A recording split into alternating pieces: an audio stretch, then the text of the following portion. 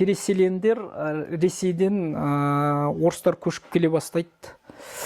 1904 жылдарда бұл Антоновкаға, сосын Комаровканың бұрынғы аты Толстовка деп аталады.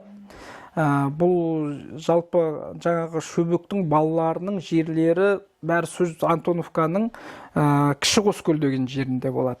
Мына малтабарлар ақан серінің елі үлкен Қоскөл деген жерде тұрған. Иә, екі көл, екеуі біреу кіші Қоскөл, біреу үлкен Қоскөл деп аталады. Мына Кеңас жағындағы үлкен Қоскөл, ақан серінің туған көлі, мына Мәмбетәлілер кіші Қоскөлде туған. Комаровканың бұрынғы аты Толстовка, соны орыстар келіп, бұл жерлерді аламыз деп біраз енді жаңа белгі қойып кетеді.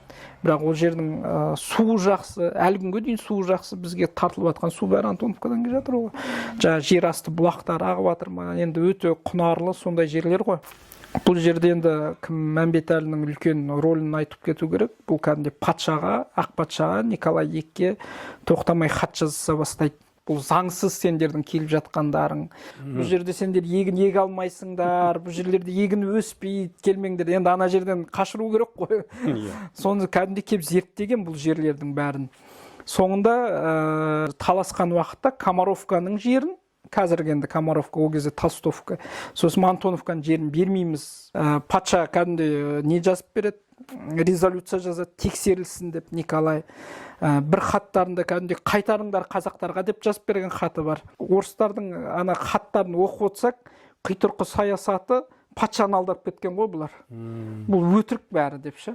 Ана отчет бергенде жоқ, ол ондай емес, бұлар әдейі сөйтіп жазып жатыр деп ана жаққа Петербургқа мына жақты жамандап, мына жақтың шенеуніктері жасап жатқан.